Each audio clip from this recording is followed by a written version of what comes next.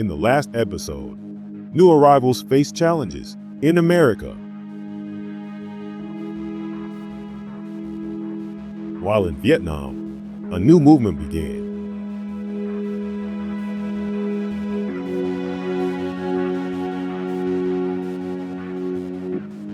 After the first wave of refugees left during the fall of Saigon in 1975, more than 1 million Vietnamese fled their homeland in decades to come.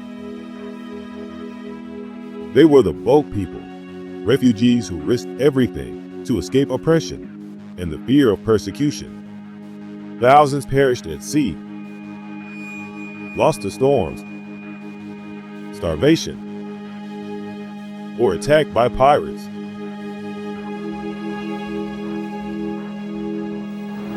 Another saga in the South China Sea.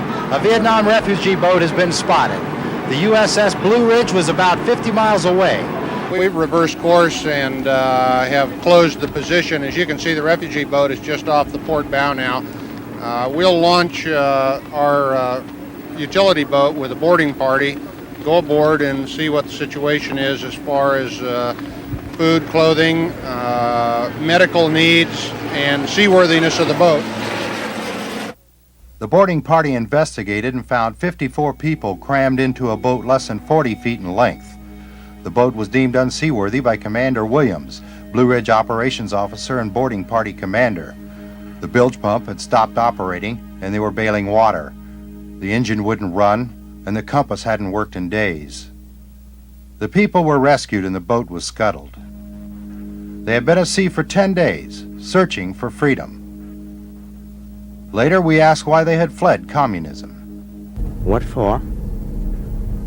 I answer, and to convey to the people, to be satisfied what they are and they have, then ask the paradise, because communist paradise is not reserved for man, but for animals. This is the captain. The refugees that we embarked about 2 hours ago have been identified, checked for medical problems. They've all had showers, and thanks to the donations of all hands, they're in clean clothes now and eating their first meal in about 10 days. For all of you who contributed clothes, refugees much appreciate that. And I think we're going to have to ask everybody to dig down into their sea bags, because the helo, which is out on a refugee flight, has just reported that he sighted a refugee boat. We do have indication the health of these refugees that we're approaching is not as good as the ones we've already embarked. So I'd like to have medical personnel all standing by.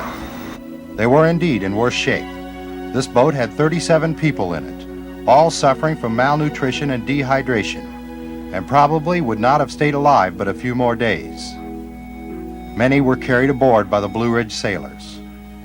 Navies traditionally have been alert to folks in distress on the sea and have traditionally been ready to provide any assistance required to personnel in distress.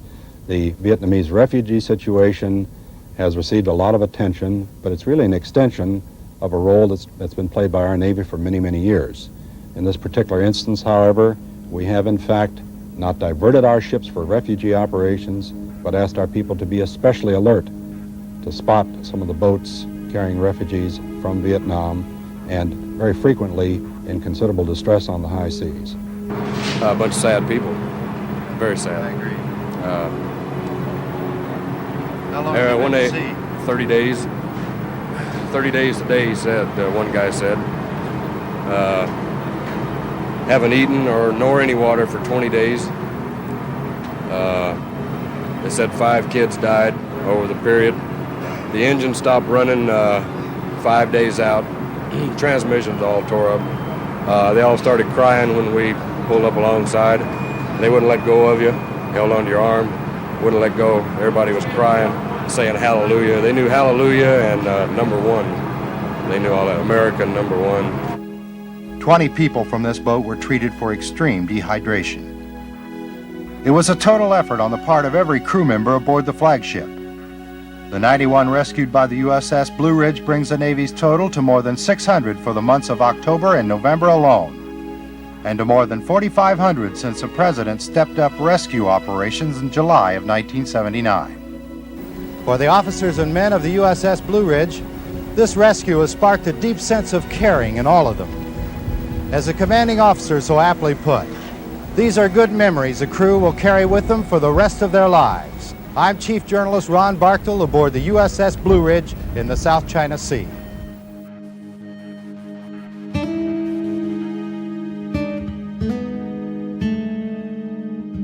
But for those who made it to shore, a new struggle awaited.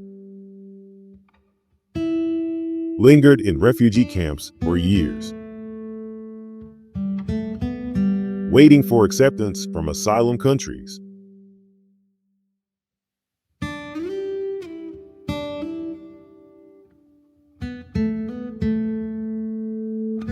But the international compassion fatigue set in the 1990s. Refugee programs in Southeast Asia ended, and refugee camps shut down, forcing those failed asylum screening to return to Vietnam. Thousands escaped to live illegally in a foreign land. They remained there for more than a decade.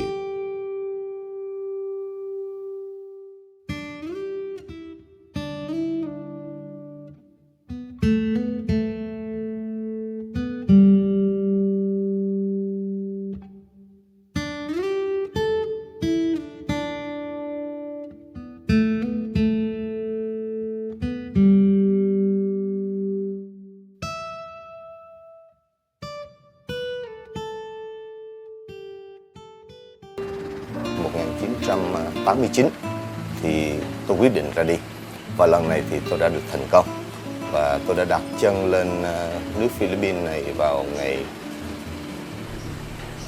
4 tháng 6 năm 1989.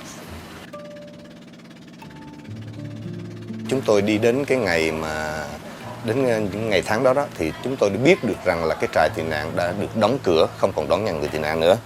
Nhưng mà nếu những người đến thì sẽ trải qua một cuộc thành lập để chứng minh rằng là mình được gọi là người tị nạn thực sự, thì họ mới giải quyết, họ mới cho mình được đi định cư. Đó thì tôi rất là tin tưởng cái case của mình. Nhưng mà khi mà mở cái bản quyết định ra đó thì phải nói là tôi không còn muốn biết gì nữa hết. Rất là cảm thấy nó không còn một cái gì có như là ham muốn hoặc là làm sao đó. Cái diễn tả mà cũng như là trong tâm trạng lúc đó tôi cảm thấy nó rất là chán chường. Mình sẽ làm gì đây? Tại sao như vậy? Đó thì từ ngay chỗ đó thì tôi không dám chia sẻ gì với ai hết. Tôi cầm cái quyết định, tôi đi thẳng về nhà, leo lên phòng. Rồi tôi đóng tất cả các cửa lại, tôi nằm trên giường và nước mắt tôi chảy ra hồi nào cũng hết. Xót xa lắm. Tôi không biết rồi ngày mai sẽ ra sao.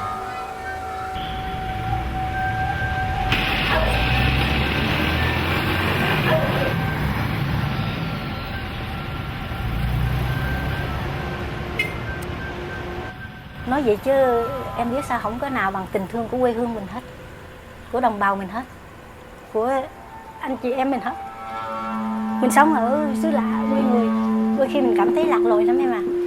Mà nhất là mình ở một nước mà mặc dầu nó tự do, nhưng mà mình không có quyền lợi gì, không có nghĩa là ở không hợp pháp á. Cho nên mình cảm thấy lạc lối và cô độc lắm.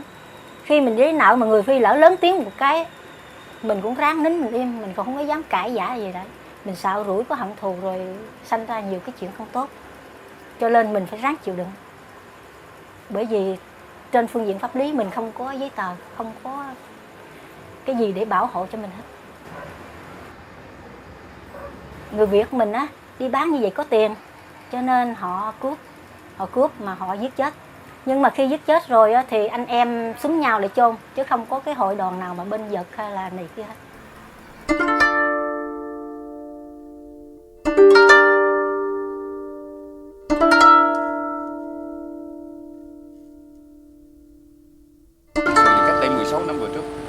trong ước mơ của em cũng nhiều lắm. Ví dụ như muốn trở thành một người kỹ sư hoặc là một người luật sư, mà qua đến đây khi bị bác làm thứ nhất rồi thì đến giờ này không còn cái ước mơ đó. Bây giờ chỉ còn là một ước mơ nhỏ nữa là cho 2 đứa con duy nhất. Chỉ mong rằng nếu mà được thanh lọc này, khi đến nước Mỹ rồi mình chỉ cố gắng làm để tạo điều kiện cho 2 đứa con ăn học. Còn mình tự hào lòng 2 đứa con của mình nó biết cái điều vấn đề lịch sử, tiểu sử của cha nó là 10 triệu, là em chỉ muốn vậy.